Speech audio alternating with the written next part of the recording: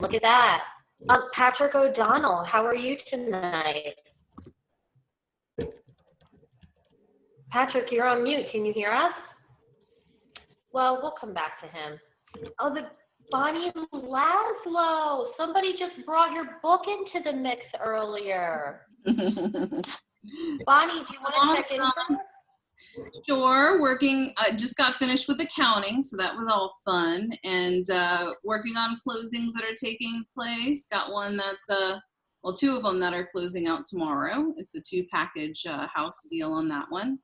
Wynda Curtis, because he's also a part of that closing as well. And then we got some more closings, of course, taking place. Renovations galore. Went to Adina as well for the lease up over at the Tracy duplex. And let's see, next 30 days, finishing up more renovation projects. Have same old thing, you know, closings and sales. Properties in, properties out. And yeah, everything's great. Awesome. Happy to have you and Patrick. Okay, guys, so let's go right into open floor. So now is the time where we talk about what you want to talk about. Actually, I see Rudy posted something up there. Curtis, you want to start us off with that? Yeah, so Rudy, your question's in the chat, but as I understand, your question is getting property without having money and using other people's money in other ways. You want to expand on that any? Yeah, so one of the things that, well, I mean, I like real estate, but that I'm hearing from throughout the years, people that invest is using other people's money. It's dark in here. Using other people's money or different kind of, they call creative financing. So when I got my license, no one in the office that I worked at really talked about creative finance or working with clients for creative financing. So I'm not sure. I know what it is, but I don't know how to do it for myself. Let me say that. Okay. So you're in a situation where you want to buy property, but you have no money. That's it. Okay. Yeah. So if you had an unlimited amount of cash, you know, and I run into people all the time that think that the wealthy just take their cash and just go buy properties. And yes, we see people do that. And it is a great way to buy cash, especially if you're getting a cash discount. But if you don't have cash available, you know, you need to look at how can I buy properties, you know, without having a lot of cash. You know, and that goes anywhere from buying a house with a loan. You know, we have a local provider that he can provide at times up to 100% financing, you know, which is a great method to go out and get a rental. You know, they do have credit score requirements. There are other loans you can get with, say, a 20% down. But if you truly have no money, now you're looking at either creative financing where you are talking with a seller that wants to sell their house. And don't assume that everybody needs cash. Some people don't want the cash. You know, Bonnie and I ran into a seller a number of years ago that he didn't want to pay the taxes. So, you know, he was looking at, hey, you can pay me over time. That way I can spread out the tax impact. And that worked great for him. You know, Wendell, who's on the call a lot, tells a story of a private lender that told him, well, you know, my health isn't great. I'm going to sell my house. And so the question was, what are you going to do with the money? Well, he's going to put it at the bank. And at that point, he was making 1%. So, you know, the buyer said, hey, what if I offered you 3.5% interest? And it was secured by this property. Oh my gosh, you know, that would more than triple my return. That would be fantastic. So not everyone's going to go for it, but you don't know if you don't ask. That's true. Bonnie, you want to add something to that? Yeah, so Rudy, you're just wanting to get a hold of properties, and what do you want to contribute here? Time, money, collateral, like what is it? Well, it'd be my time for sure. Okay. Yeah, that'd be the biggest thing is my time. Okay. So Can I ask how many of these you've done in the past? Say again? How many deals or how many projects have you been involved with in the past so far? Brand new to this.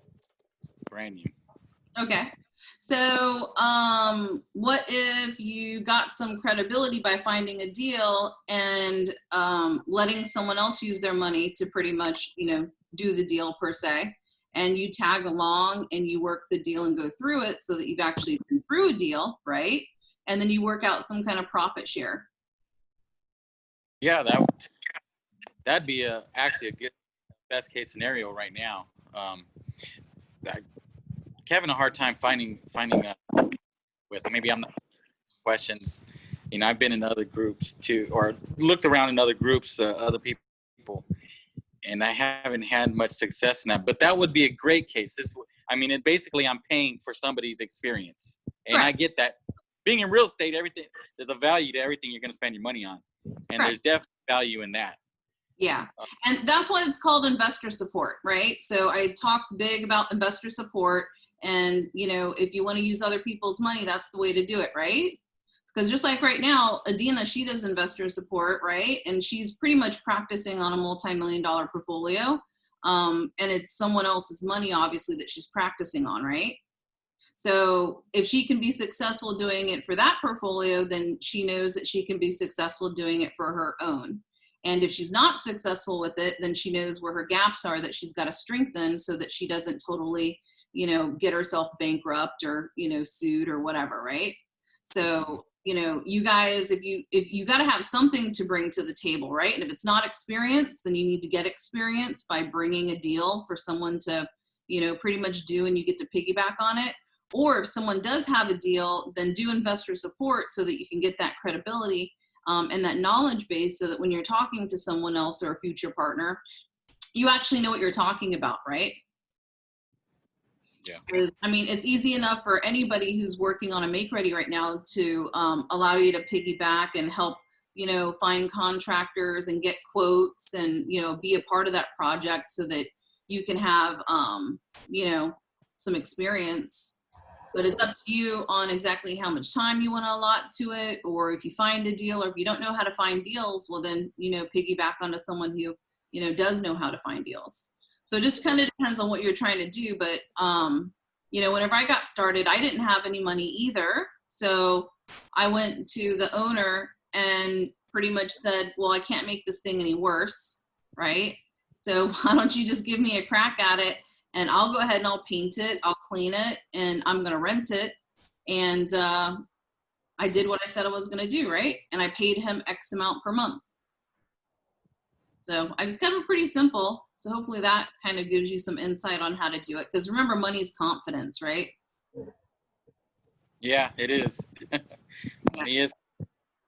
Hopefully that, helps you out with, some ways to get started and things to do. But there's plenty of people who need investor support. You can just, pretty much put your name and contact into, onto the meetup page or onto the Facebook page and say, hey, I'm looking to do some investor support on someone who's doing a renovation or someone who needs help finding deals.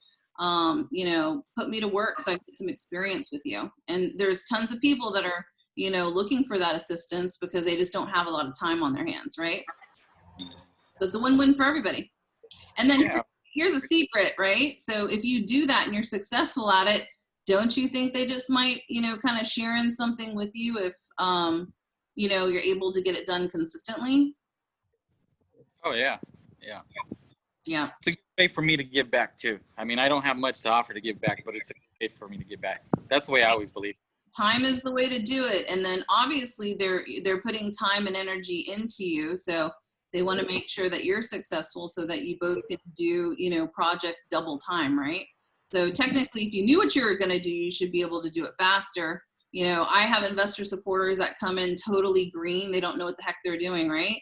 And up front, yeah, do I lose money in the beginning? Absolutely. but by the time they're trained, they should know what they're doing. And, by the end of it, I should be able to regain the money I invested on that new person, right? Because you kind of have to look at the person, and knowing that they're totally green. I'd rather put my money into somebody who I know will have a portfolio in the future versus investing in a W-2 employee, because I just can't be around that mindset, nor do I want to feed it. So, I always deal with investor supporters, teach them how to run their own businesses and everything, so that in the future we can work together, in a faster capacity, right? Because they've been trained the way I want them to be trained.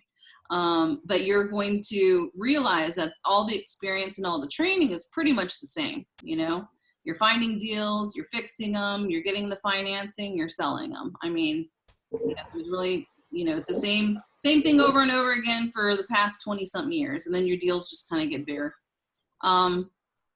Any other questions, I guess, in regards to that part? Hopefully that kind of gives you a way to get started. No, that is pretty good. I appreciate that. That was actually very insightful. Okay. So I just need to connect myself with somebody for investor support. Yeah, and can I add something? This is Donna. I would suggest that, you do as much prep work as you can to understand the business. Since you said you're so new, it would be good to get Bonnie's book or to go to some of the classes. Make sure you know some of the terminology, to get familiar with the business in general. That's up in the front. And then as you're getting experience, keep information about the progress you made on different the houses you did, how long it took to, what was your contribution to the house success, how long it may have taken to go from, close to close if you're doing a flip. Keep information, because that information you can bring to a lender, and it helps you in borrowing later. Okay. Absolutely. For sure. It's kind of like being back in high school and building that resume up, right? You're trying to do all these extracurricular activities. So guys, you have to cut out the Netflix, cut out the happy hours, cut out the wine parties, right? And you're switching it up for, community service and then all those after school programs. But you're going to be doing it, in the adult range of, all this real estate stuff. So. It does feel like I'm starting all over again. My background is purchasing manager. So Cool. This feels like I'm starting over again, but whatever, makes life fun. Yep. Well, you'll be doing the same thing with, renovation. You'll be purchasing the same stuff, kitchens, bathrooms, all that kind of stuff. So you can use those skill sets as well. And your book is on the way. I did order your book, by the way. Yay!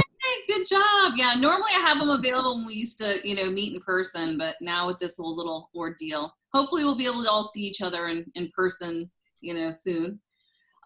Anyone else have anything to contribute, I guess, to Rudy in regards to, using other people's money and getting started in this? Well, the other little niche that can get things going right away is also to consider wholesaling, because that's going to tell you right off the bat if the deals are any good or not. And if you're trying to figure out what people are looking for, you're going to figure it out pretty quick when you get into the wholesaling aspect of things. Because one, you're helping people out, but you're also going to be getting some money in your pocket kind of quickly too. But like any other business, I mean, that takes some time to get things going as well. But it is a good way to get some legs under you. I'm also saying if you guys are going to do wholesaling, go ahead and sit for 30 days and get that license. I mean, right now you've got the COVID miracle going around. That's where true you're too. allowed to do all this stuff, without having to go anywhere, which is great. So take advantage of that and just, get the license and become your own best client, right? And that way, if you're wholesaling, if the deals are slim, who cares? List it. Make money both ways. That's true. Yeah. I assume in your book is wholesaling ideas also, or is that Absolutely something else? not. Nope. Mm-mm. Nope. Absolutely not. Nope. I I'll teach find you out how after to that, actually, because remember, wholesaling is a job. Like, that's not investing. I know. As soon as Patrick said that, I was like, "Ooh, what's Bonnie's response going to be to that?" No, people can do it, but it's a tool in your toolbox. But I don't want to breed wholesalers. No, we don't breed them, but that's not what I said. I didn't say do it as a job. I said it's a way to get some legs under you, and it's a good way to learn what's a good deal and what's not a good deal. So it's just another method, another ends to the means. But you know, if you don't have experience and you don't have the money, one of the ways you can contribute is to go scout, and you know that brings value to investors and people as well. So it's just another method to get things going. Yep. Yeah, You can also do investor support with a wholesaler person too. I mean, you're wholesaling in essence a wholesaler's deal, and you work on kind of, you know, splitting profits if you can. Yeah, you guys are speaking my life. That's the first thing I ever did. I didn't even know what wholesaling was, but looking back, I guess I wholesaled the property. I didn't know it. I wholesaled the property. I randomly sold my business, got my real estate license. Curtis talked to me about investor support. I said, okay. And I didn't even know how to use a computer, copy and paste, send a contract. No, So I was like, she's like, how am I going to stand this in front of this computer for 8 hours a day? I'm like, oh, you wait. Bonnie was like, okay, sit at this computer. And I'm like, what? Like, so I was like as green as anybody could be. I mean, I still am. I've been in for a year, but yes, that's how I started wholesaling, investor support, and got my real estate license. Yeah, I can't believe you actually got that first wholesale deal to work. Yo, I did that pretty quick too, right? Yeah. But All anyway, right. yeah. So pretty cool. What else we got? I want to go ahead and touch on, I came in on the backside of what Donna was saying because she was worried about taxes and wanting to sell some properties next year. So Donna, what if I just bought those 4 properties from you and we scheduled the closing to be next year? Finding my unmute. Actually, we could do that, and then you don't really claim the money until it starts coming. You know, while we were selling it to you now, you would rent it from us, for example. So we might have some coming in. Absolutely, because you can still sell it. Yeah, I mean, we can still sell it. Just schedule the closing to be some point in the future and go ahead and do an option on the whole package, right? Exactly. Yeah, and then there's a couple of other things. You know, I could do a 1031 exchange so Yep. that I wouldn't have to pay taxes this year. That would mean that I would have to find something of more value than what I was selling. It could be many houses I sell, but whatever I invest in would have to be. Yeah, or you can just leave it on a lease option for the rest of your life, you know? I mean, there's Yep. more than one way to skin a cat, and if it's tax shelter you're looking for, easy peasy, do an option on it. You know, I just want people to know there's more than one way to get things done, and, you know, don't hinder yourself from going back on things, because remember, even if you do options and all that kind of stuff and you sold, you know, 4 houses, you can still use that as security interest, you know, for lenders or for, you know, part of your portfolio to show that you actually sold it, you know, and us under contract and everything for that price. But yeah, you can easily, you know, do it that way too. For some reason you wanted to move forward with it sooner than later. Yeah. All right. And so we're in open floor right now, right? So was there any other specific questions that you heard from people that they're working on that needed some quick attention? Everybody,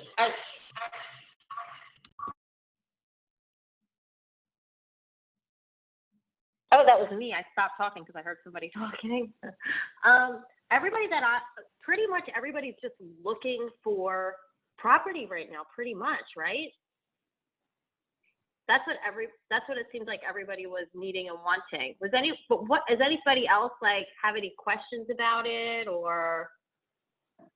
Because I mean, if it's about finding deals and everything, like, you know, I do have offers class this weekend, but we can go ahead and talk about that. You know, finding the deals or making the deals and stuff like that, because I hear that all the time, but you know, getting the deal is the easy part. You know, it's what to do with it afterwards. That's, you know, the main challenge for most people that I see. But I want to make sure you guys got on this call for a reason. I want to make sure everybody gets, you know, their fill of what they're looking for, whether it's that personal attention, whether it's wanting to be heard and acknowledged, you know, making sure we hear about what everyone's doing. So based on what people were looking for in the next 30 days, was it all, deals and projects, or anything specific? Funding.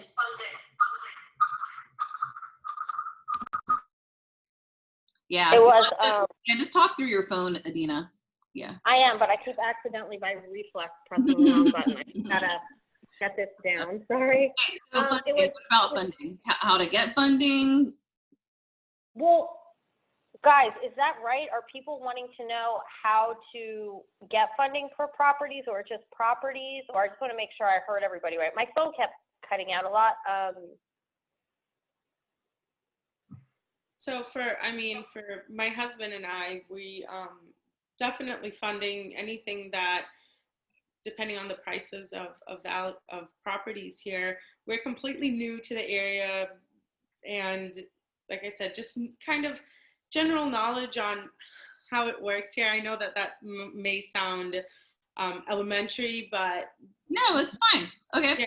so let's talk about funding. So Yeah, interest rates are pretty low. If you're looking for an owner-occupied piece of property, which I always tell people, if you've been living in your property you're currently in for more than 2 years, you guys need to put it up on the market and sell it, because all that upside on your house is tax-free. And then you can roll into another property 100% financing, because there's 100% financing available right now for people to either purchase a property from you or for you to utilize it as well. So right now it is, as I say, the COVID miracle, where you're at 2.4% and no money down, no closing costs. You've got all kinds of different programs that are out there. I always talk to people about NACA, right? NACA.com, NACA.com, cheapest money on the street, guys.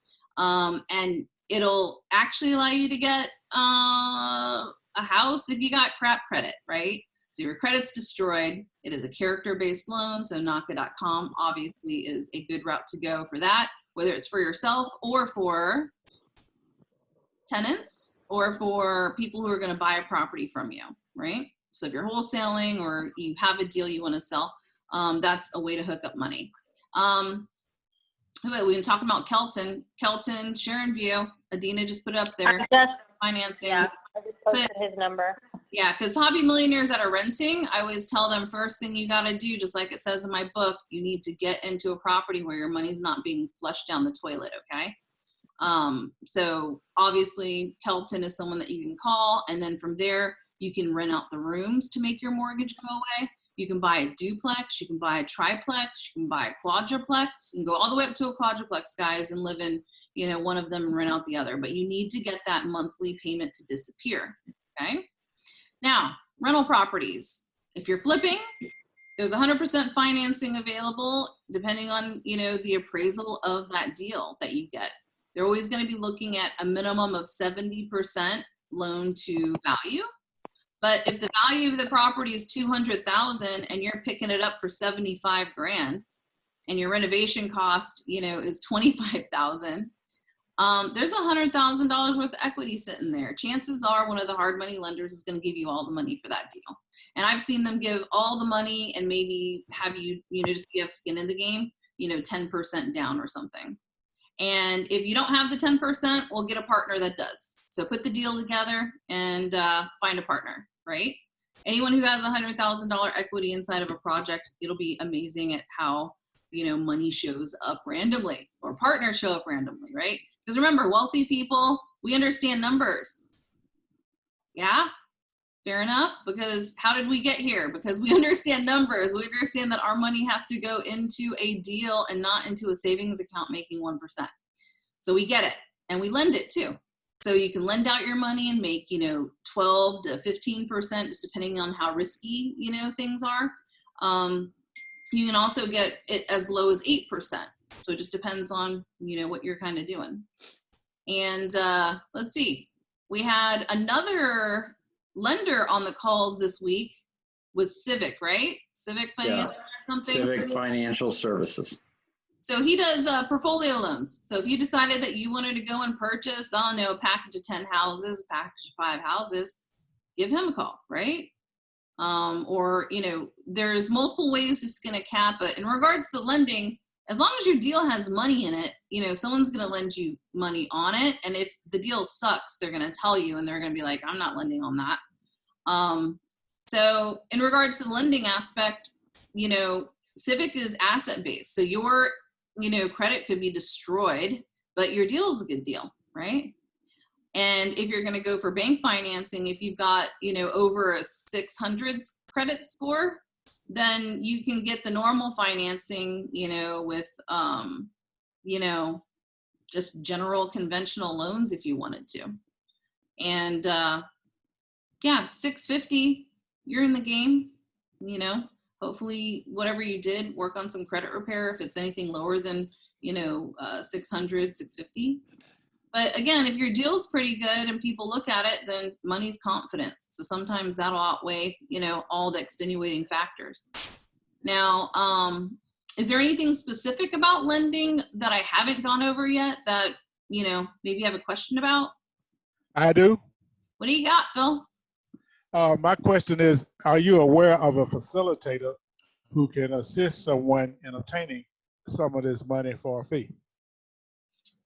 Yeah, Kelton is a mortgage broker, or he's a loan officer. So they're the ones who, like, Kelton would give you that money for a fee. Yeah, he's at South, he's at Sharon View. wherever, Yep. Sharon View. Yeah, I know him. I met him, brother. Well, my specific question stems from a tenant who claims to be unable to get their stuff through NACA. And so I don't have a great regard for these particular tenants. And, So- but I'm wondering, go ahead. So in regards to the tenant and NACA, the question is, what are you not giving to them? Right? What are they not giving to them? To NACA. You said the question is what now? What information are they not giving to NACA that is hindering them from getting the money? I do not know. I have been unable. I do not see a path for me to get in the middle of it. But I'm willing to. So it's called, oh, if you're having a problem, put me on copy and I can see what the challenge is, right? If you're trying to get them qualified, right? So you just kind of tell them to put you on copy, and you're going to see NACA saying, you know, where's your bank account? You were supposed to save $300 a month and you didn't. You know, they're asking them to do specific things and they're probably not doing it. So that's what I'm saying. Rather than me doing it, I'm willing to pay somebody to get it done for them, if that person exists. Well, the thing is, they're not going to give them a character-based loan if their character sucks. If they can't do what they're told, they're not going to give it to them, right? They're getting a NACA loan for a reason. They've got themselves, you know, a social worker or whatever you call it, a coach. Counselor. They have a counselor. Yeah, Counselor. it's only counselor. So if you're not doing what the counselor says, you know, that's your problem. Well, the reports they give back to me are complaints about the counselors. They're on their third counselor, and I'm sure it's not as a fault of theirs that they're on the third counselor. Let me rephrase that. I assume it's not a fault of theirs that they're on the third counselor. Why is it taking them so long to get their information in to be on a third counselor? Well, they're telling me everything that they have asked, they have supplied. The hold up and all like that is NACA. And like I said, for me to try to say, show me, they've copied me to communications, if you will. Yeah. One counselor reached out for me for verification and stuff like that, but Yeah. they keep complaining to me that counselors are not keeping meetings. They don't know they verified everything they've been asked, but it's over a year now. Are they professionally babysitting? I think they could benefit from some professional babysitting, yes. Well, that's what NACA wants you to do. Like, they're not going to come chase you to give you the money. Like, they have to be on it. Like, remember, it's character based. So they're wanting to make sure that these people, you know, are following up, they're being organized about it, because I went through with a hobby millionaire and got NACA money with her taxes not even filed when we started in 60 days, but she is organized, right? And I told her, I said, so whenever you send something, you need to make sure that you receive confirmation and you call or you show up there to ensure that your paperwork has arrived. So I think that they're on their third counselor. I mean, if you gave if you're on a new counselor and you gave them everything and you went down there and made sure that they had everything, and then you said, now that you have everything, when will I know? And, do the professional babysitting on it, then I'm sure they would get better traction and better results. But it's all about, I mean, they're not going to go chase you for it, right? Like, it's called a character-based loan for a reason.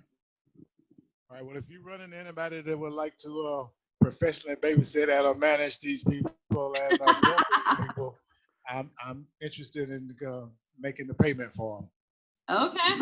How much are you willing to pay for this professional babysitting?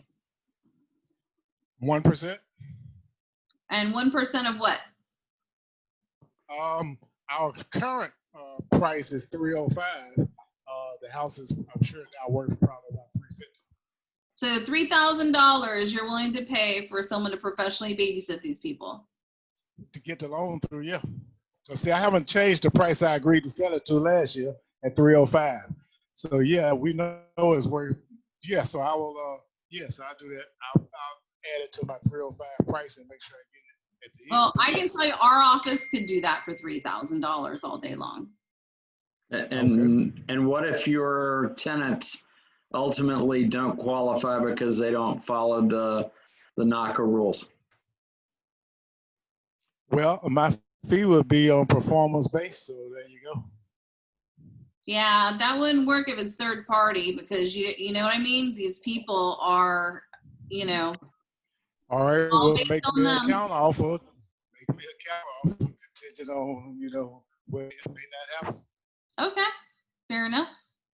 Well, there you go, guys. It's one of those professional babysitting investor support jobs up for the taking. So, right now he's got it out there, $3,000 performance based, and he's open for negotiations. So, Phil, why don't you put your information in the chat? That way people can contact Will do. investor support. All right. Phil, I'll reach out to you because I've actually been through NACA. That's how I financed my house. Yay! Fantastic. And I was one of those we got through in about 3 months. Yep. And because, like she's saying, if you're not on top of them, they're not going to do a dang thing. Nope. They want to hear from the people. Those are the people they want to give the money to. Yep. Fantastic. I'm typing now. Fantastic. And then Phil, you can also look, you got Kent, Kent's information if you want to put yours inside of the chat too, so that you guys can connect as well. That way it's a win-win for everybody, right? And then obviously, Ken, if you're going through that professionally babysitting, if there's any new people that are, on the Zoom call or whatever, y'all should connect together and, maybe you can go through the NACA program as well to get that information. That way Kent can, help guide you through, get some more experience, and make some money at the same time.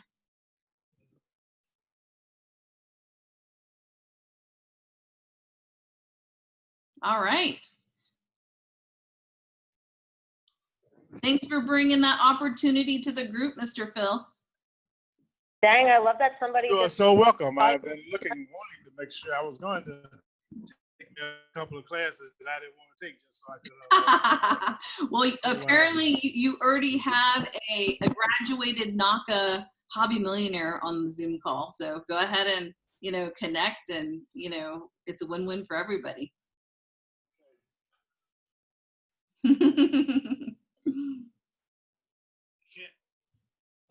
Kent Chalmers. Yep. All right. So we're going to, I guess, go on to any other lending questions now that we talked about the whole NACA thing. What else do we got?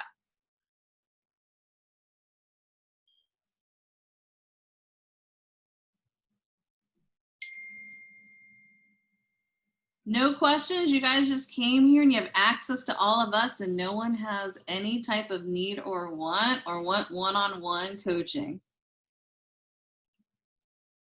All right, because if there is no one who actually wants something specific, then we can go ahead and go into, some general topics. So going once, going twice. Does anyone have anything they want to ask? Yes, I have a question. as like we said yesterday, we were looking into mobile home possibly investing. Okay. Some mobile homes we found are typically like middle of nowhere. And then Okay. there are some that are closer to major cities, closer to Charlotte, closer to Greensboro. Is there a, I guess, good or bad to investing in mobile homes in the rural area versus closer to a major city? I mean, major city, you just have, more population stuff, but maybe in the rural areas, you get a deal in terms of a lifetime. So it just kind of depends on, what that looks like. But I mean, if you have a no-brainer risk-free deal in the middle of the country, why not, right? That's the thing. We've seen some where it's like it's on some land and it's free because it's probably really in bad condition and really needs some major work. But because it's a mobile home, I'm guessing it's not going to take a ton of money compared to like a house to fix it up. So we're just kind of trying to figure out if that would be a move to make. Well, misconception about the whole house versus mobile home. Mobile homes are actually more expensive normally. Okay. With the the upkeep and repairs and stuff. But I mean, no matter what, whether you're painting a house or a mobile home, it's going to be the same kind of thing. I will say with the mobile homes, you want to kind of look to see if the land comes with it or if the land is separated. Because sometimes people will sell the mobile home, but not the land underneath it, and they'll try and charge you like $200 a month lot rent. So I don't know if there's lot rent or not, but that's the number one factor with mobile homes to, obviously ask for. And it's funny, one of our out-of-town trips, I took Curtis over to Arkansas to our mobile home park that I grew up in down in Little Rock, Arkansas. And yeah, I mean, I thought I'd struck gold because liquid gold because a certain line of sewage was popping up in the middle of the street. And going down the road, yeah. So we had a sewer backup the first day he arrived, and Curtis stepped in it. It was great. And but yeah, we're reporting back to everybody as we went on that project. He was helping me with getting that project back online. But I will tell you, mobile homes are cash cows, big money, big money, big money. You make your money back in a couple of years pretty much on those projects. This particular deal you're looking at, does the land come with it, or are they trying to charge lot rent? The land comes with it, actually. I've seen a lot. So I have I don't have the list in front of me now, but I've seen where people are selling like 3 or 4 mobile homes, like a whole mobile home park, basically. Yeah. With land and the mobile homes at pretty decent prices. Like I said, I've seen a couple of free ones on a little bit of land. I've seen some that are like really deeply discounted on like an acre, 2 acres of land. Some of them, I've seen one deal where it had like a house, a mobile park, or a mobile home and land. And it's like, okay. Yeah, we lived in the house at the top of the mobile home park. So, so we did, but whenever I went on site, stayed in a mobile home while we're there and everything. But I mean, they can be just as nice as houses. I mean, we have double wides and all that kind of jazz, and the rents, are pretty comparable to houses too. So in regards to getting the deals on those, just know that owner financing is very, very popular with mobile homes. So you can normally get owner financing with those. And so you have an idea, it was like $2,500 to hook up a mobile home if I wanted to bring one, into the park. And then you can get used mobile homes for, $5,000 to $10,000, and even some of them that need work cheaper than that. And then you can get free ones from other mobile home parks where people have left them there. And then you just, relocate them to your piece of land or wherever you want it to go. And they'll give you mobile homes for free. So you just have to look at the numbers the same way. Are you going to make a $200 profit margin, once you rent it? And how much renovation is it going to take? And can you go ahead and just make payments to that seller because it's so prevalent. Like, I don't think I would recommend anybody going to a bank to actually get financing on a mobile home. And there's some banks that do them, but I would say you do that on the back end for retail. If you're doing it for investment, just go for, offering nothing but owner financing on those. Okay. I'd like to give one warning. We are actually buying a mobile home that's on 1.5 acres of land right now. And I don't know if the laws are the same in every state, probably not. North Carolina may be different, but this is in South Carolina. And, a mobile home is treated like a car. It has a title with the DMV. Yep. Okay, that's how it starts. Eventually, you can get it to the point where it's detitled and associated with the land, but you need to make sure that whatever you buy, if you're buying and you think you're getting the whole package, you need to understand what state that mobile home is in, what condition, situation that mobile home is in. Okay, so for example, the person we're working with, they bought it, the land and the mobile home, thinking they were getting both. But if you read the deed, they only bought the land. The mobile home still is titled in the original owner's name. Okay, we got a little issue here that needs to be resolved, okay? So you just need to understand what you're buying and, don't get caught with your shorts down.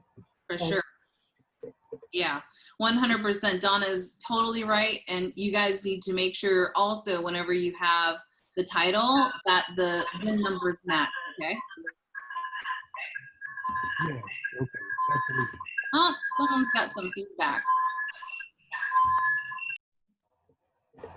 Oh, there we go. Okay. So just make sure, of course, that the mobile home is, I would tag on an additional bill of sale whenever you're also getting the title. And a lot of times the titles are missing. So you might have to go and, get a new title and stuff on it. Or if you're just going to risk it because it's a good deal, do the bill of sale. I've seen that done too. I would not recommend that for new people. But when you start getting into, mobile home ownership and stuff, it's unfortunately pretty common for people just to be selling them, just as bill of sales and not having the titles, with them and stuff. But if you're going to do it, make sure you get the title, make sure that the title and the VIN in essence on it match, and also back it up with an additional bill of sale. Go ahead. 2 questions. One, where's the VIN located on a mobile home? And 2, is it just as easy to find renters in the rural area where mobile homes are at compared to closer to the city, or is it more complicated since it's, less population out there? I haven't had problems with it, but I mean, if you're wondering, post an ad up on Facebook or post an ad on Craigslist, see if anyone calls you. Yeah, we have had some in rural areas and have not had any trouble renting them because a lot of people want isolation. Yes, they do. Okay. Space. And the VIN can be found usually in the kitchen somewhere. It might be under the kitchen cabinet, on the, there's going to be like a metal plate, and it's going to have a VIN number like a car does, but it might be under the sink or up in one of the cabinets in the kitchen. Excellent. Awesome. Yep. And trying to think what else. Oh, anything with mobile homes, if you're worried about it getting taken or anything, you can take the tongues off of them. But it's up to you on, all of that kind of stuff. But yeah, it can happen. I mean, my dad did an owner finance deal on his mobile home park, and unfortunately we came back and a lot of those mobile homes had disappeared. Yep. So Didn't know that was a common thing. Yeah, unfortunately, people, I think that they had purchased it, let's say, at, who knows, like 10,000, 20,000 unit or whatever it was. And they just went ahead and just sold them off for cash, for even less than what they had it for, just because they wanted to get their down payment money. doubled and just absconded, you know? Hmm. So, Okay. yeah, kind of weird stuff going around with that. So just be weary of it and, you know, be aware if you're ever on the other side selling. And also so that you know what the other concerns are of the seller too. But as I say, remember, money is confidence, right? Absolutely. Okay. Any other questions, or anyone have any other questions about mobile homes that you wanted to ask or know about?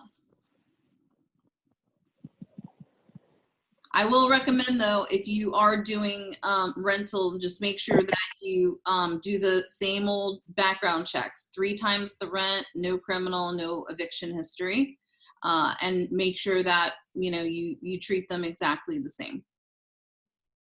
Yeah, and a lot of the times when you do a rent, I've placed a few mobile homes to people myself. First of all, the market was great for it when I did it. Tons of people came. This was a while ago though, but a lot of the park does their own background checks too. So you have to make sure that they're allowed, if you're doing it within somebody else's park too, make sure they're allowed in the park. Yep. But I also want to say hi to Jasmina and Antonio. Hey guys, thanks for joining us tonight. Hi. Hi, welcome back. Hey, do you want to check in really quick? Because I would love to hear what you're up to and what you would need your move business for in the next 30 days. Awesome. My name is Antonia Feemster. I am actually doing a deal with Curtis right now, where he's my real estate agent, buying a 14-unit apartment complex in Gastonia. And I'm also a real estate developer, an investor in LA, and looking to be closer to where our family is out here in North Carolina. So we're investing out here. Nice. Yes, welcome. Wow, that's doing some big things. Is this your first time at the meeting, Antonia? First time. Great. Welcome. I know, welcome. Antonia, is there anything specific that you need in the next 30 days? That I need? Yeah. I was telling Curtis I want to buy mobile home parks. Oh, nice. Well, there's plenty to choose from, so, you know, he'll be able to find you one. Awesome. All right. Jasmina, you want to go ahead and let us know what you're up to too? She could have people with her, so. All right. Hey, Jasmina later.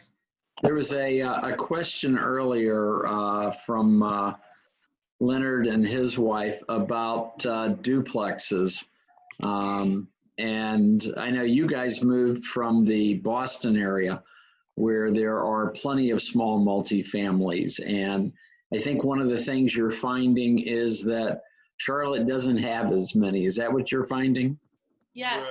So my husband and I have this is going to definitely be a learning curve for us, but trying to make the numbers work in terms of when you have a multifamily and you can still purchase it, it cash flows obviously a little bit better than a single family or a single property.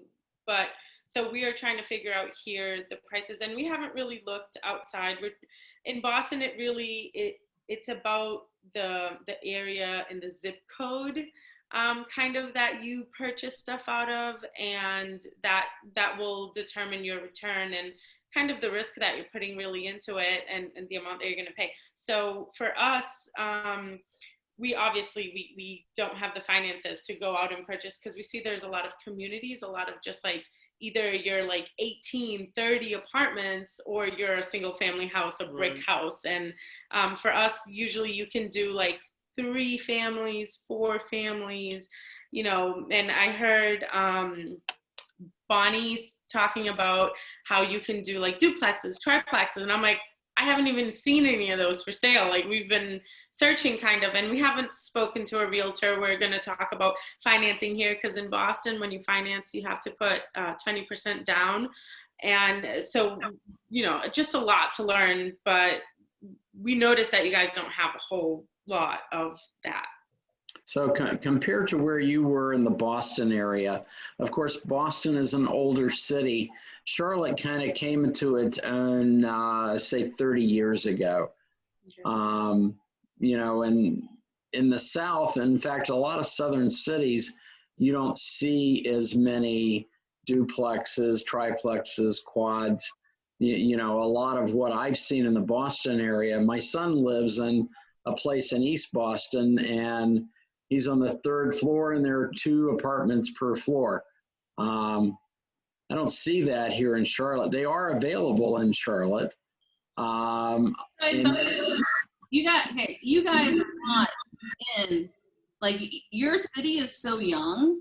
Like, you guys are the baby city. Like, you're not going to start having all these tear down builds up yet, because, I mean, you're starting to have a little bit, I think, towards your uptown.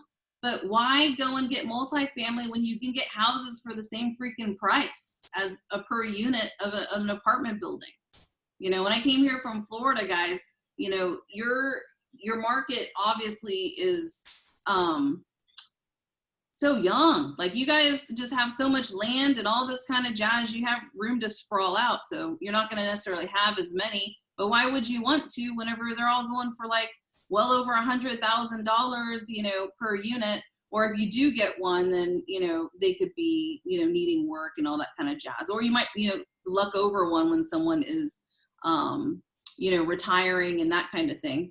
But if you're talking about Charlotte proper, you know, Charlotte still, you know, is just now kind of getting into the tear down, build up phase of things, because it's better to have multifamily on top of a lot than, you know, having just, you know, a single family house. But remember, whenever you're doing, you know, duplexes per se, why get a duplex when you can get a 2-house package for the same price, right? You have way bigger of an upside. And with multifamily, you're trapped with just being able to, you know, increase the value based on what you can increase the rents at. Whereas the houses, obviously, sky's the limit. So that's why whenever I got here from Florida, you know, I'm like, I tell people right now, I go, yeah, everyone thinks they want multifamily, but right now in the Charlotte and surrounding area, you know, that's not necessarily the full way to go unless you get a good deal on it, you know? And do you see here single family properties? Because I think the problem that you really have in Boston, and not that you can rent out anything that you have, but here in Charlotte, do houses, because I feel like most of the people that own houses, they own it to live in it. They're not going to go and pay the rent for you to just live in a house. They're going to go out and purchase their own home instead of renting it. So is the single family rental here as strong as a multifamily or apartment complex rental is elsewhere? Or we have barely 10 units available, like, or 10 properties, and Charlotte is sold out. Like, we have 1,000 inquiries a month. It is so strong, it's insane. Like, we can't get properties like fixed fast enough to be able to keep up with the demand. I mean, Adina, you can talk on this. Yeah, I actually can. It's actually overwhelming. Every day, and this is not a joke, every day I'm in bed at 5 a.m.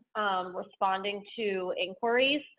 I put a post up on Facebook for a property. They sent me a notification. It had over 7,500 views in 1 week.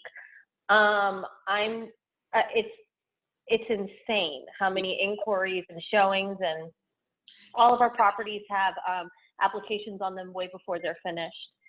Yeah, and Curtis, have you seen a problem with renting, I mean, anything in Charlotte or the surrounding areas? No, not at all. There is incredible demand. We rented a house, tenant moved in last Friday.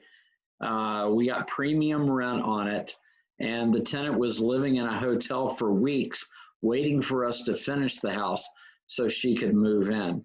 You know, keep in mind, whereas folks such as you are leaving towns like Boston, you're coming to the Charlotte metro area. There are 145 people a day moving into the Charlotte metro area. So that tells you about the demand. Yeah. I'm going to show you when we only have maybe 5 properties available at the moment, because look at that.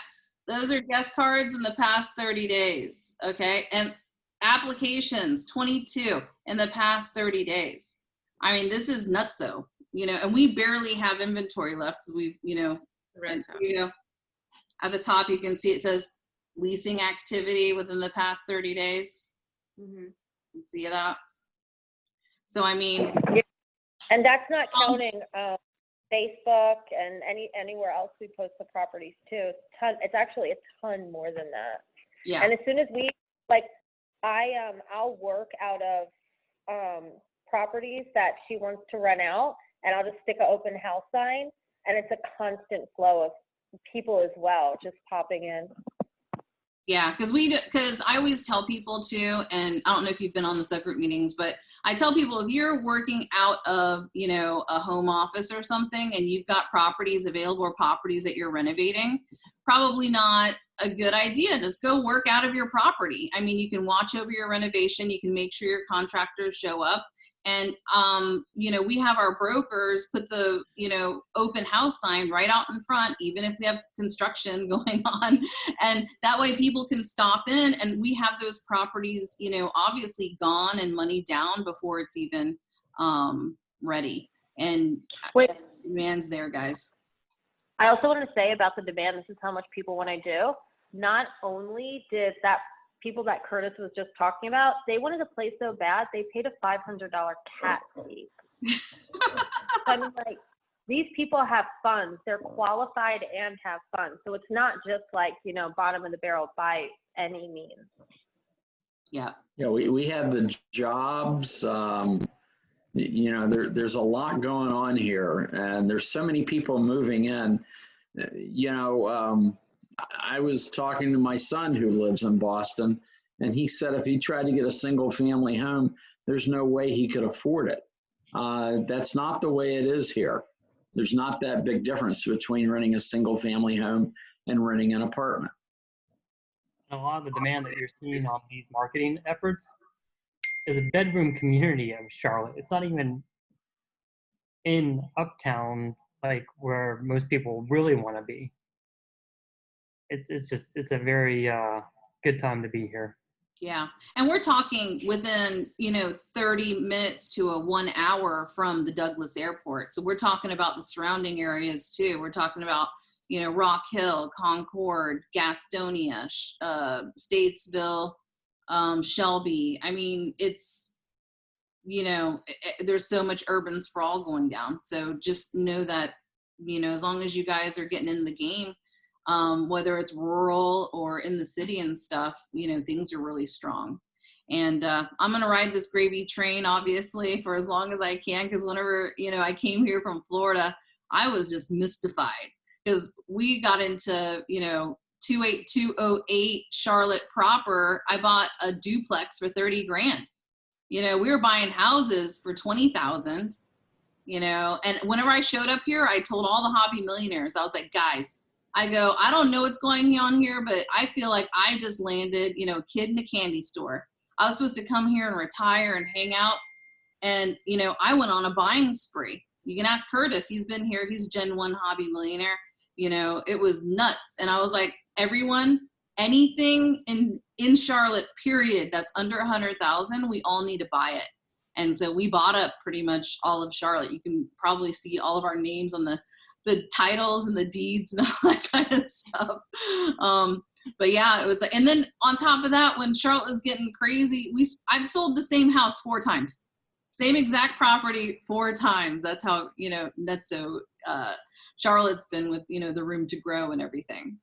Yeah, we had a client yesterday. Hey, I want to buy this house, and Bonnie and I laughed because 3 years ago we owned it. Yep, we sold it for 35 grand back in the day, and it just sold for 60. All right. So, any other questions? Like I said, this is your time pretty much to discuss anything. Otherwise, we can go into topics of knowledge. But I kind of like to make sure you guys have this time to ask us questions and get one-on-one stuff versus, you know, generic topics. So what else do you guys got? Well, I kind of want to say hi to Wendell. Hi, Wendell. How are you? Well, he's probably shopping or something, but hi, Wendell. We see you. Wendell is a investor. He does, what's that called? The storage facilities. And building. He's like, yeah, storage building. He is like awesome, full of knowledge. So if he gets on the line, he can definitely answer some questions. He's super smart. So hi, Wendell. All right. Any other open floor questions that you guys have?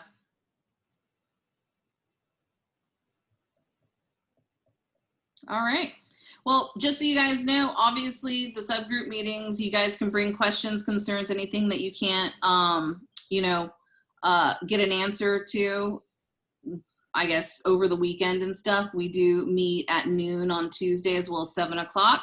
And then on Wednesday at 7 o'clock as well. So we're available, you know, obviously for an hour during those times. And then this weekend we have one class going on, which is offers class, which you can find out more about on meetup.com, obviously. And that also has our schedule and that kind of thing. Also, we do have the chat box that's over here to the right. So if you want people to contact you, you guys want to, you know, connect with each other, go ahead and put your information into the chat too. And if you've got any questions, you can easily put it into the chat if you don't want to talk, and we can answer those questions, you know, as well. If we're, you know, going through something you forget, you can easily put it into the chat box. I don't think there's any questions in the chat box right now, right, Adina, that you've seen? Okay, so I will ask, since Donna, you have some rentals that you wanted to sell, can you just tell us a little bit about them so that we can kind of just, you know, see what you're selling, get a little peek? Okay, we can do that. Let me pull it up. Oh, actually, I have it right here. Actually, 2 of them are mobile homes. Okay, cool, good to know. Are they rented? They're actually double wides. They're, I mean, they're pretty nice, and I believe both of them are in the Clover School District. Okay. It's very hot for parents. And both of them are on an acre of land. Each of them is on an acre of land about. Wow. Well, we are asking $140 for one of them and $125 for the other. Both are 3-bedroom, 2-bath, around 1,600 square feet. Built around one is 1999, one is 2000. Both were totally rehabbed when we totally rehabbed them when we got them. And they've had the same renters in them, each for, well, one for 3 years, one for it'll be 3 years in January. So they haven't had an increase in rents, so they can definitely go up. And I mean, well, one of them right now is like at 1,100, so that can go up to 1,200, which would be reasonable. The other one is at 1,150. Easily could go up to 1,200 or 1,250. And then we have a house. It's in Rock Hill. It's a 3-bedroom, 2-bath with a 2-car garage.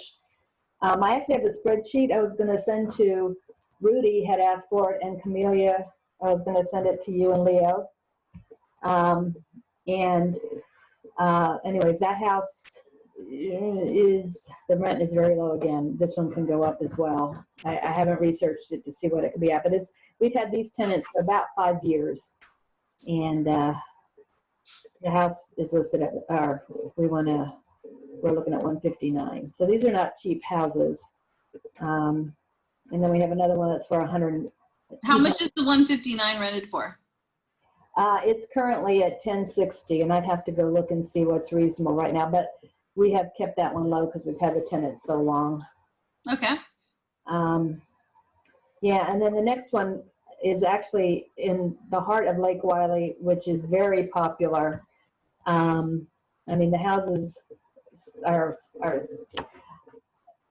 appreciating astronomically. They just keep going up and up. The rents are not keeping up with the value of the house. I would actually say if you were going to buy this one, we probably should sell to someone who wants to live in it. but because it's we're asking 205, and it can rent for about $14.50. So you're not getting the return that you might. We are, because we bought them a lot lower. We bought them when the market had gone down and kind of crashed. Yeah. So, we're getting good money for them for us, but at the price they're at now, the cap rate is not real great. And then we have one other empty one. It's a townhouse over there in Fort Mill, and 3-bedroom, 2-bath with a 1-car garage.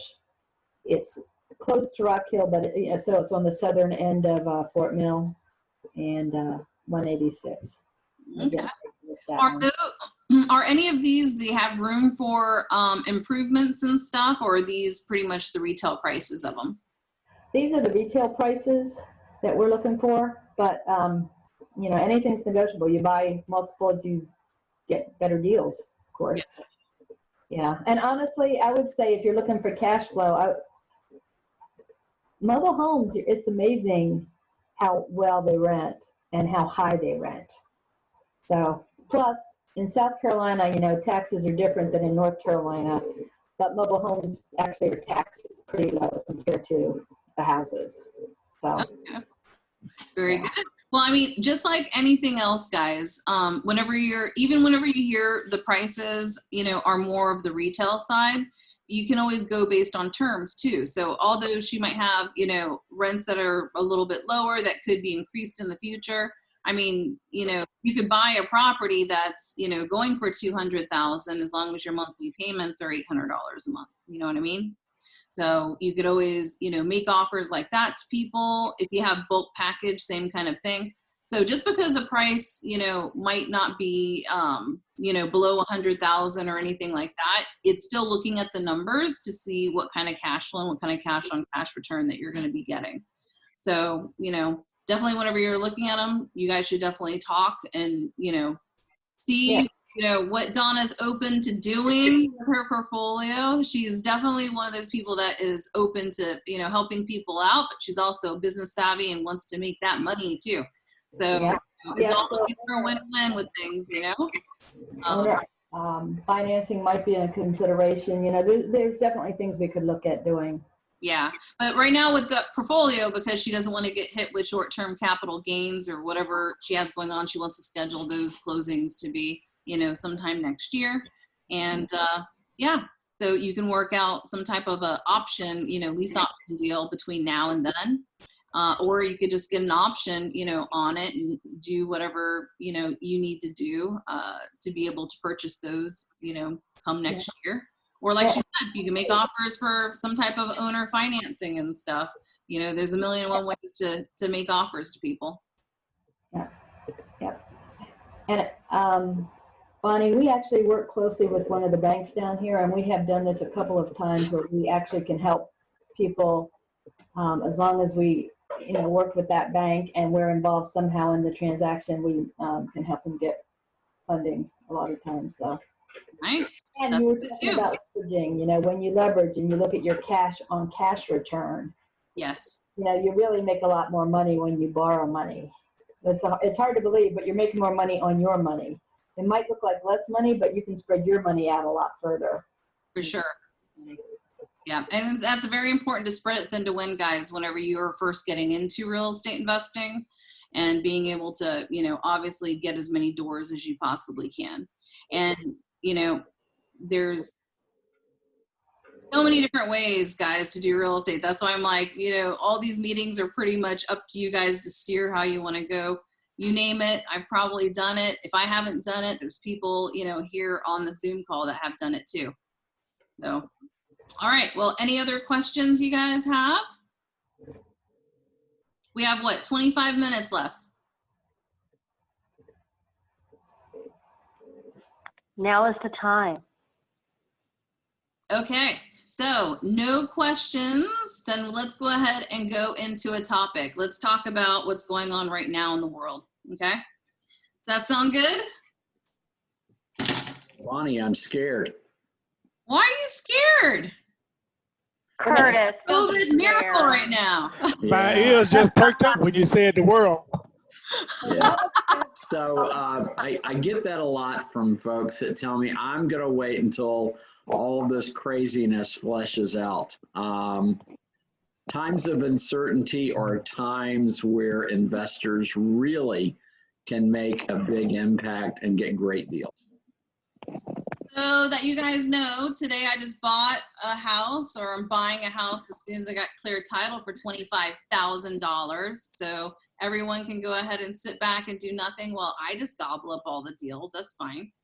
You know, I mean, guys, like, you have to get out there and go ahead and make things happen. I mean, how can you not make money on a $25,000 house, right? And my husband, look at Patrick. He's like, I thought we're only supposed to be buying multifamily. But what, am I going to say no to a $25,000 house? But the thing is, I can't argue it because, I mean, you know, Curtis says there's a lot of uncertainty, and yeah, people say that. But our buying method, I'm certain of our method, what we do. Because I bought when I started in the peak of 2007, right before 2008 came, and it was just fine. You know, if you work the numbers in the method, you stick to the cash flow and the cap rates, which I like to put those cap rates still on the multifamily, Bonnie. But anyone that's taking action right now, and if you stick with the numbers, it's gonna turn out just fine. Doesn't matter what time or what's going on. It's certain to keep you on the straight path. So Patrick and I have been, you know, together for a decade, right? Or over a decade. And I've been through the crisis of 2000, was it Y2K at the time, and 9/11. I mean, we've been through like a zillion, and the crash in 2008, guys. And it's one of the biggest redistributions of wealth going on right now. You know, anytime there's a crisis going on, I'm like, okay, while everyone's paying attention to all the crazy, I can actually get a bunch of stuff done because now a lot of people are out of the market. Although I'm noticing there's some savvy people now that are still in the market that are also, you know, in multiple offers and everything right now.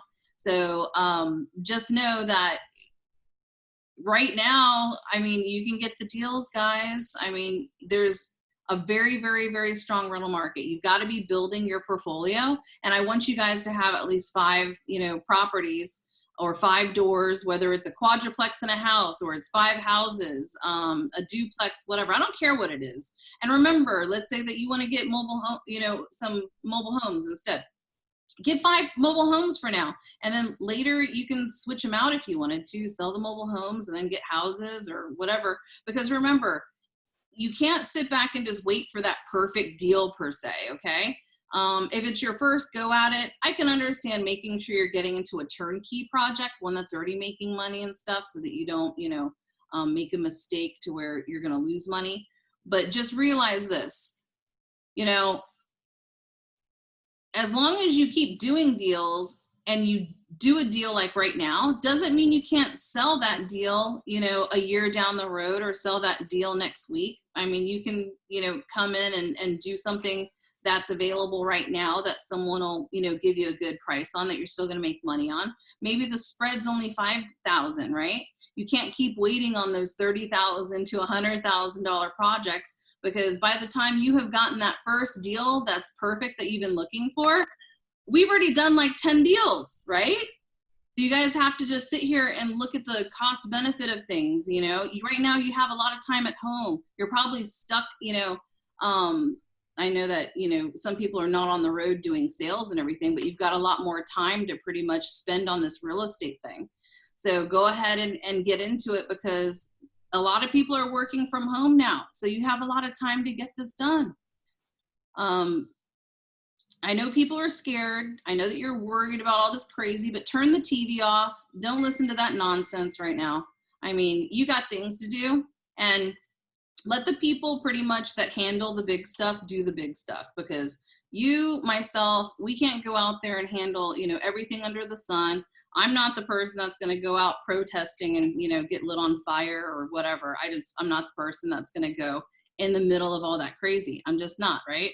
I'm going to go and, continue to fix the houses and make them pretty and, invest in real estate and buy stuff and talk to you guys, over Zoom while we can, since we can't meet in person, but we're going to still get it done. And just like right now, this house that I'm buying for $25,000, have I left my house at all to go get it? No, I got it from another hobby millionaire. I'm helping them out. I'm buying it. I'll fix it. I'll go ahead, and Adina will be the one probably over there renting it to one of these 1,000, guest card people that are going to wait in line for it until we have it finished, right? I mean, I don't know what to say, guys. As long as you can stick with the Bonnie benchmark, which is buying stuff that's $100,000 and below if it's your first go at it, because I want to make sure that, if you don't like it or you mess up, you can put it up on the market and sell it to almost anyone under the sun, right? And right now, I would say with interest rates being as low as they are, if you're currently in a mortgage or you're in some type of a loan and you can now refinance or get into a loan where there's a 2% difference, okay? So let's say that you're at 5% right now and you can, get down into the 2s. Well, if there's a 2% difference on your mortgage interest, then it's worth actually going through and doing the refinance and stuff. And just like I say, guys, too, if you've lived in your house for 2 years, time to go. You want to go move and recapture all that upside because it's tax free. And I don't care. Move next door. Move across the street.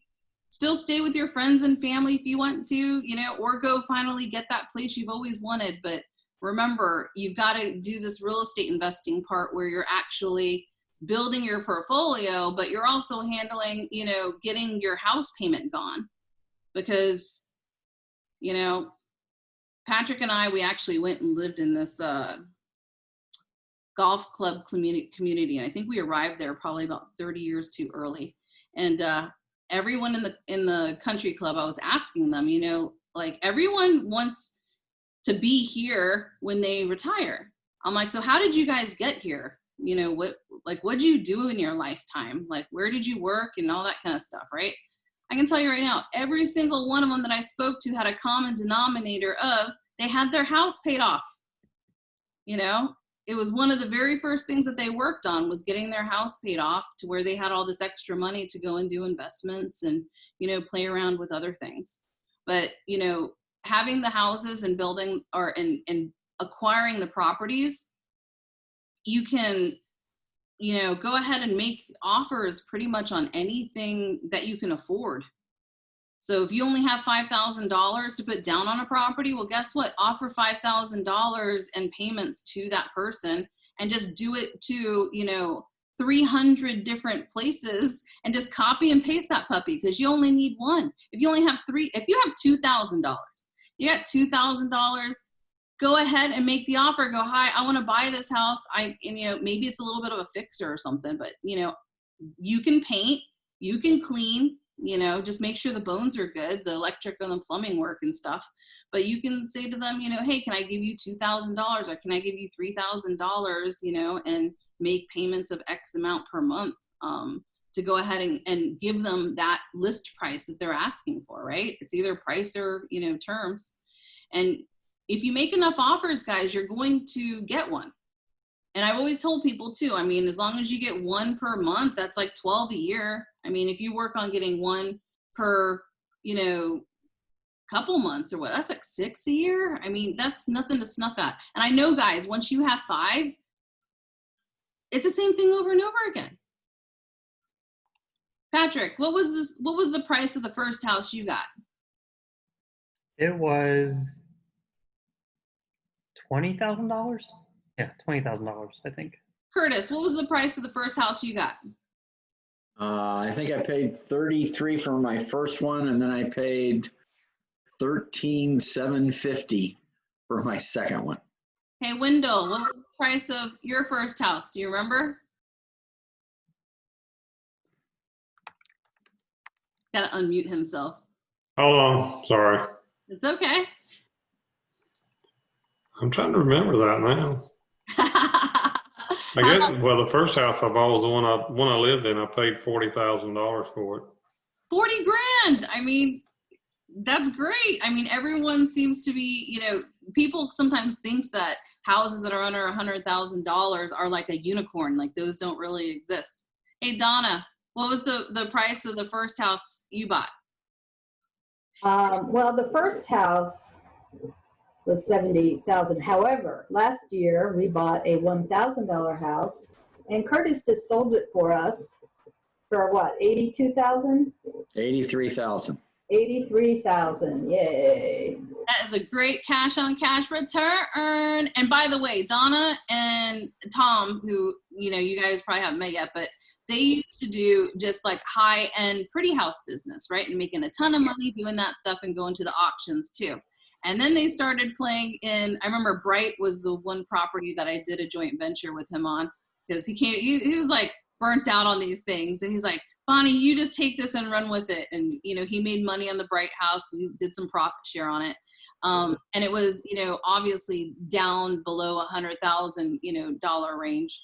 And after those times, he was like, I don't know how she's making money off these little ones, but I'm going to start looking at them.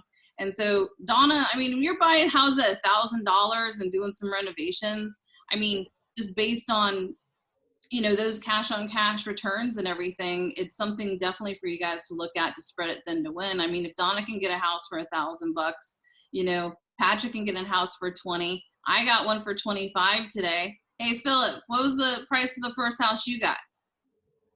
You got to unmute yourself. Okay, unmute you. Go ahead. Okay. Can you hear me now? I can hear you now. Okay, the first house I bought was in 1971. I paid $24,500 for it. I still big spender.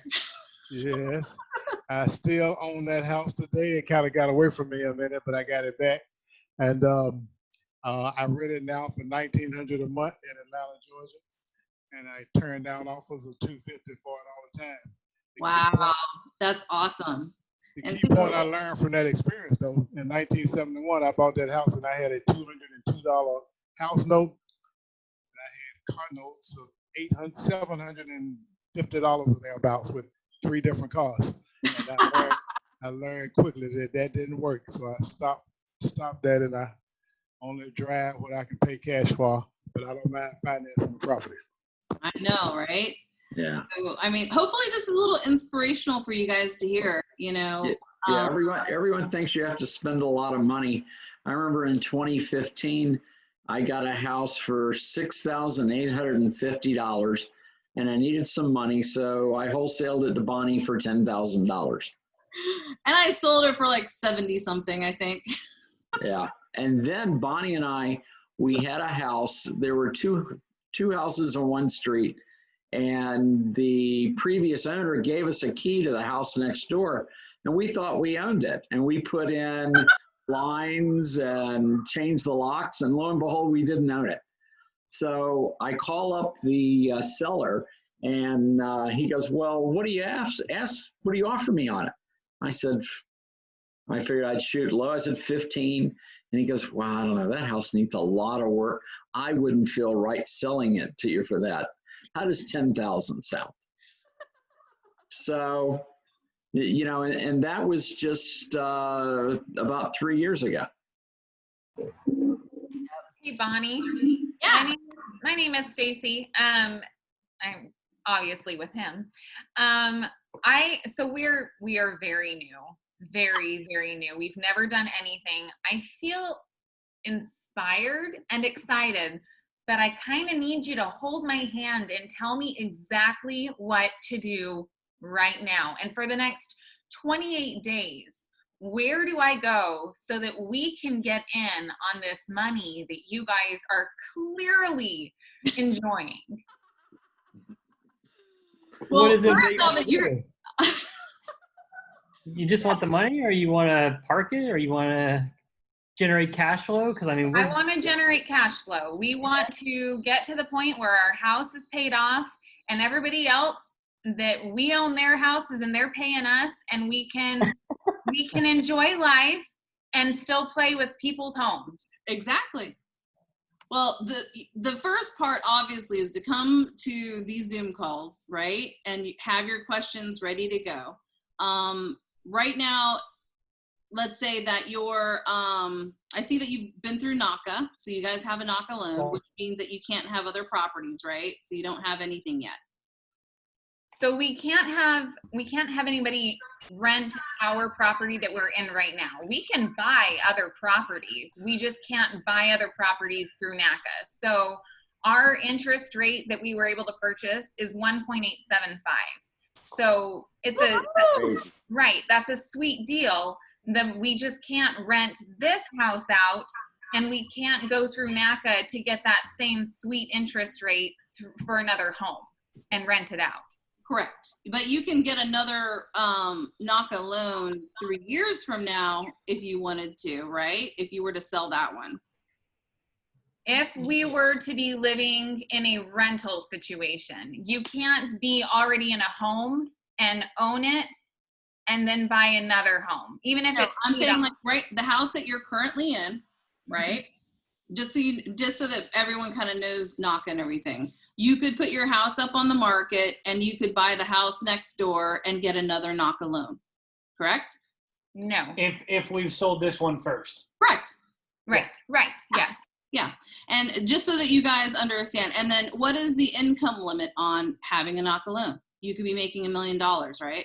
There's no limit. Okay, so. And where we live in South Carolina, there's no limit on what you can purchase either. Oh, really? Normally they have like 300,000 or whatever based on your zip code. You can only buy up to a certain point, but Yep. And because we're down in South Carolina in the country, they don't have that limit. Oh, that's great. Well, that's good to know that they have different zip codes that you have no ceiling on. So that's great. Okay, so you guys, obviously you've got your house situation, situated. How long have you been in that house, by the way? Just over a year. Okay. And do you have any equity in the house that you're currently in? I really don't know, but we've done some things to it, so I'd imagine that we do. Okay, well, you might want to look at that, because if you've increased the value, let's say $100,000, then I'm going to say the first thing you're going to do is move. Like I said, I don't care if it's, you sell the house you're currently in, you take the $100,000, because after 2 years, so if you close, even like 6 months from now, we schedule closing to be 6 months, in a day or whatever. That $100,000 is tax free to you guys, right? And then you can use that money to go ahead and, of course, buy your next one with the NACA loan, but also have that slush fund of money to go ahead and use as well on rental properties and stuff that you'd want to do. Why is it tax free?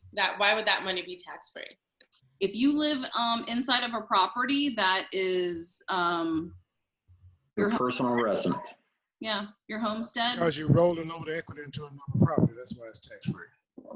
No, not on that. That's a 1031 tax exchange. But you literally, if you have a homestead and you are living in it, and it's like a day after 2 years, any profit on that house up to, I think, $250,000 on upside if it's you by yourself, and was it 500,000 as a couple, is all tax free.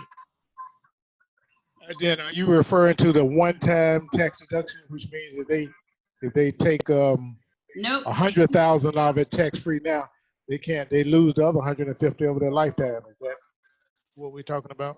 Nope. It's every 2 years you can move and pretty much take your profits, and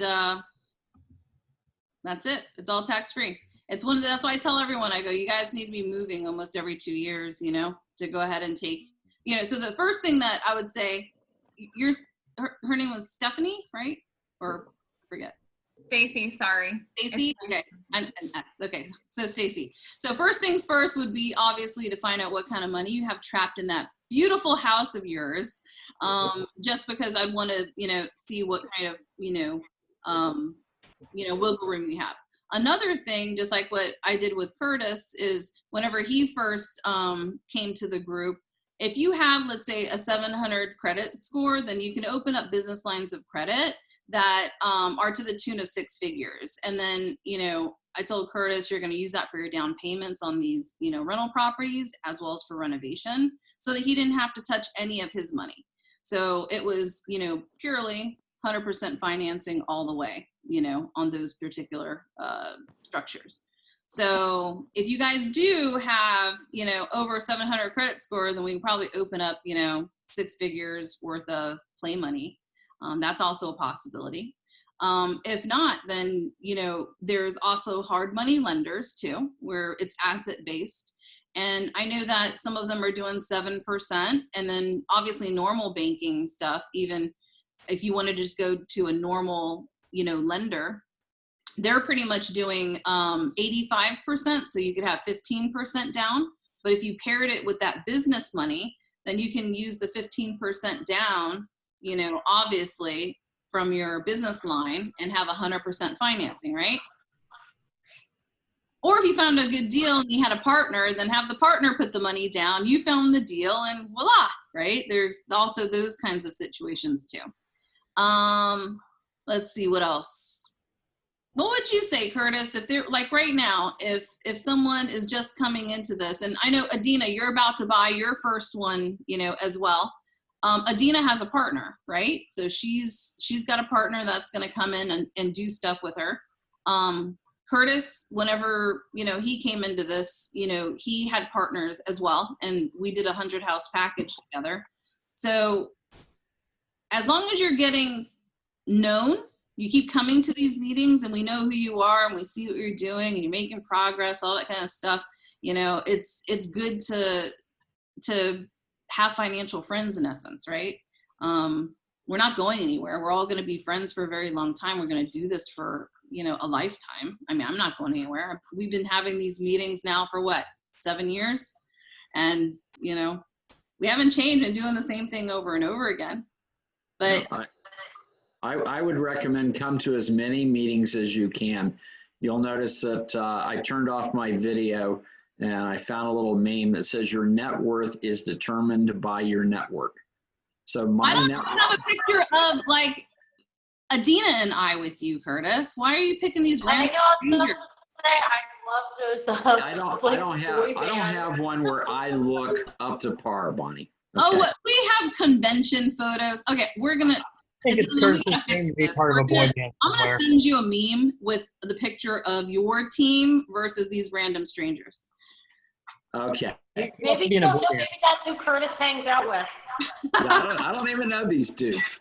They're your secret friends. You're cheating on us. Yes, but my point is, my network led me to this 100 house package that I asked Bonnie to partner with me on, and that deal added roughly $2 million to my net worth, and that all came based on my network. And for coming and sitting in the seats that you guys are currently sitting in, because he didn't have one property and he was doing a high-tech software sales or something, right? Right. I mean, Curtis, though, he looks the part. He looks like he's been doing real estate, right? For like decades and everything. Like, yeah, Curtis, how long ago did you start real estate so everyone knows? I bought my first property in March of 2014. 6 years ago. Yeah. Right? Yeah. Years ago, he fiddled around a little bit, I think, his first couple years, and then he partnered in with me finally. I was like, why hasn't this guy ever asked me to do anything yet? And we partnered up and, he killed it within, what was it, a year. Like he was able to literally break over, his investing threshold very quickly just by, going ahead and, if you can get yourself connected with the right people and just be eager and learn and do the work, we're willing to give you guys the answers, and we're here to try and support you guys as well as we can. But we're available, and I'd rather you guys spend money obviously on deals and not on books and tapes, because we've all done that.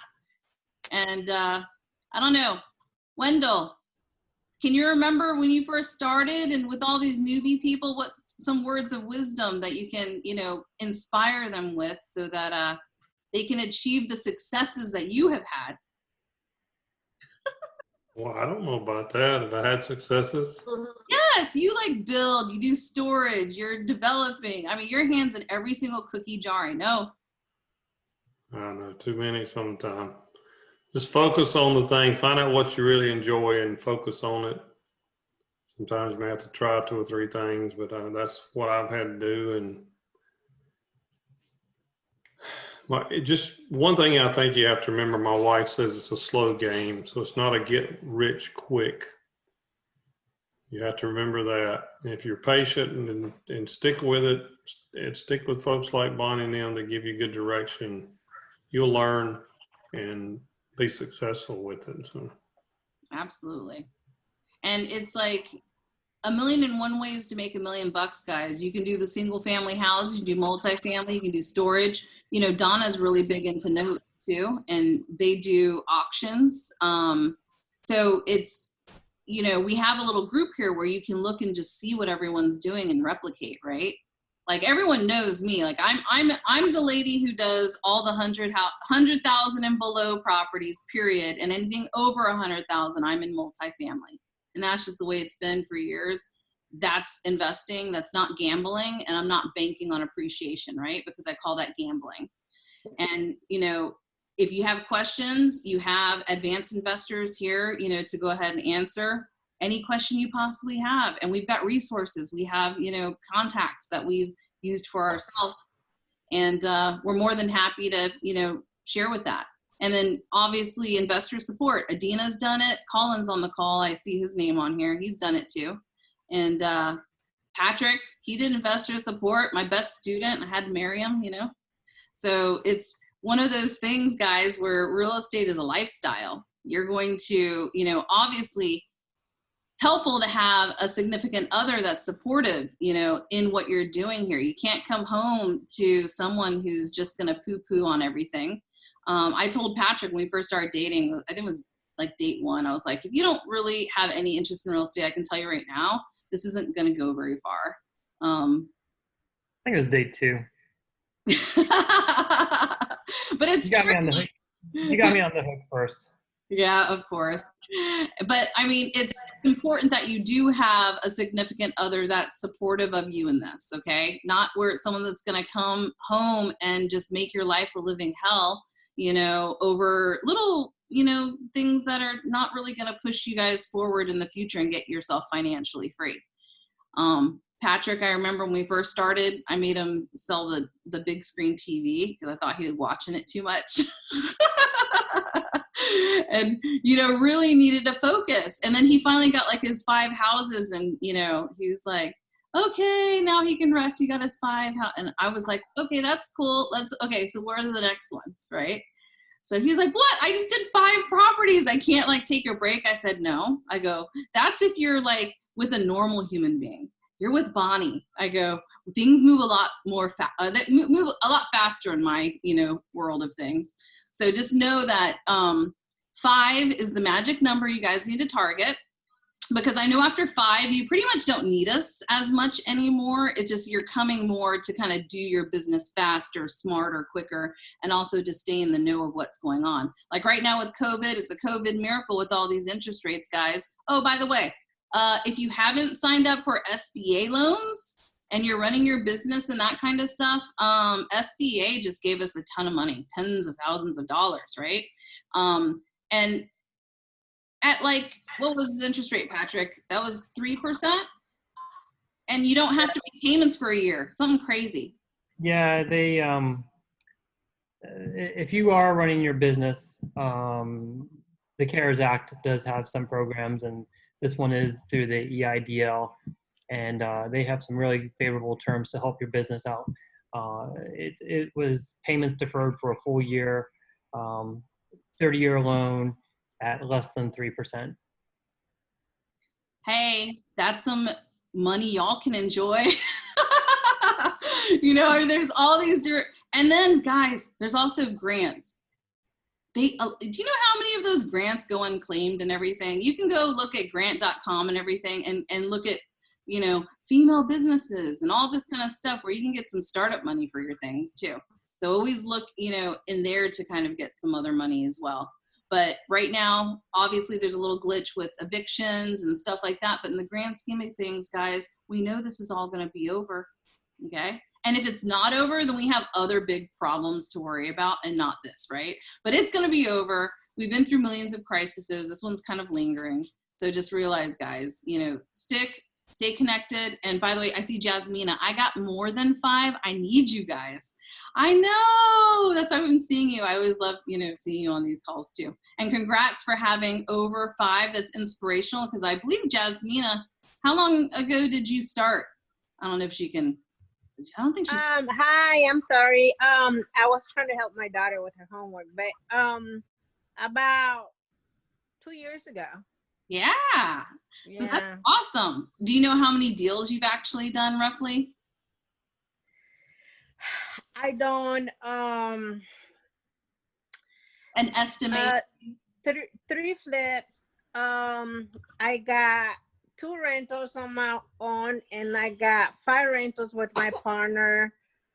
So that's 7, and then I have some international and deals nice. Outside the country, and I got now working on trying to get into multifamily, because I've been listening to you a lot.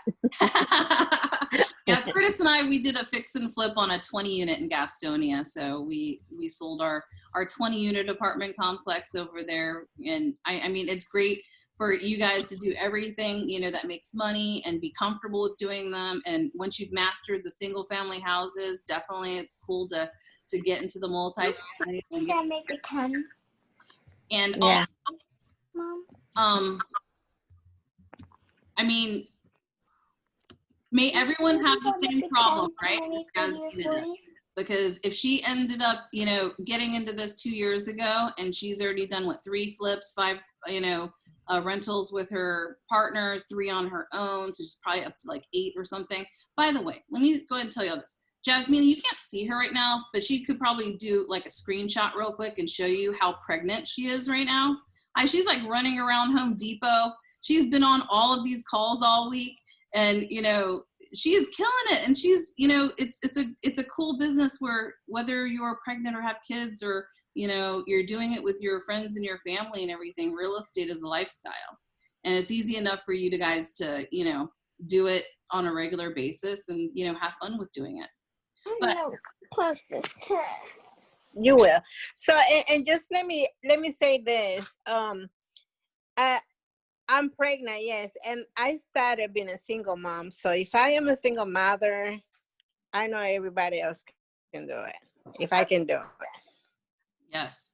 I mean, you just started 2 years ago and you are killing it, woman. So I commend you on that. Okay. So I will go ahead and let Adina close up the meeting since we're 8 minutes over. I respect your time, so you can go back to your families and have a late dinner if you haven't eaten already, right? Can you? Adina, you're muted. Let me see if I can unmute her. Hi. Oh, I was trying to do it from my phone. Okay, let me end this one. Okay. Anyway, guys, thank you for coming to our Investor World meeting. Again, I posted it up there, offer class this Saturday.